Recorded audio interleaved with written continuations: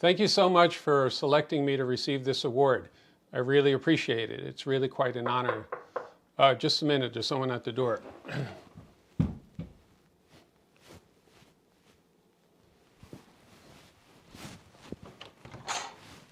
Hello. Congratulations. Oh my God, look at that. Thanks so much. It's beautiful. Thanks a lot. I really appreciate it. My pleasure.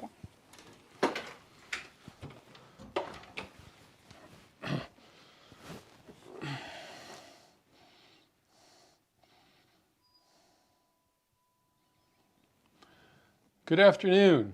I'd like to thank the members of the Senate Research Committee for selecting me to receive this award, and everyone who wrote letters of support and who gave me guidance in my sojourn at Lakehead.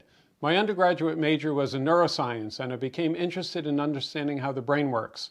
While I was a graduate student in chemistry at Stony Brook University, I read that the molecules for general anesthetics came in all different shapes and sizes, and that even the inert noble gas xenon was an anesthetic.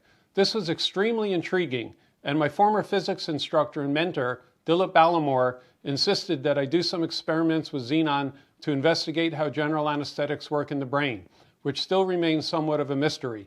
Xenon, an inert noble gas, does not easily react with other elements, he argued, and its use should shed some light into the mechanism of general anesthesia. I was working in the field of magnetic resonance for my research, and luckily the spin 1/2 isotope Xenon-129 can be seen in an MRI scanner. I secured a large and expensive donation of Xenon-129 from Isotech Incorporated from the president, Vince Avona. Uncle Vinny, we used to call him.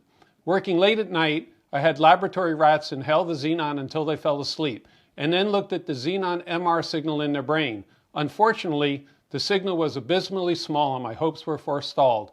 A few months later, I learned about an exotic laser hyperpolarization technique that enhanced the signal by up to 100,000 times. This was indeed a lucky break. Collaborating with experts on this technique at Princeton University, we used hyperpolarized xenon to acquire MRI images of excised mouse lungs and published this work in the journal Nature. Here is an example of lung imaging using hyperpolarized gas MRI in the lungs of a 19-year-old boy with cystic fibrosis. On the left side is a conventional X-ray radiograph. On the right side is a hyperpolarized gas MRI where the lungs look bright everywhere the gas can go. The image looks dark in the signal voids where the gas cannot reach due to mucus plugging of the airways. After xenon is inhaled into the lungs, it dissolves into the blood and travels to the brain. Last year, we imaged the brain of volunteers with Alzheimer's disease, and you can see in their brain images on the bottom row, the signal is weaker and less complete compared with that of healthy volunteers in the top row. This is likely because of lower blood flow and also atrophy and shrinking of the gray matter in the brain tissue in Alzheimer's disease. These are the very first investigator-initiated clinical trials at the Thunder Bay Regional Health Research Institute, and I am happy to see that our imaging invention has already been approved for clinical use in the UK and is close to approval in the US and Canada. It is gratifying that our dream from 30 years ago is starting to be used in clinics at hospitals. Although I am receiving this award today, it was all my students, staff, and collaborators who did all the hard work. A hearty thank you to all of them, and thanks for choosing me to receive this award.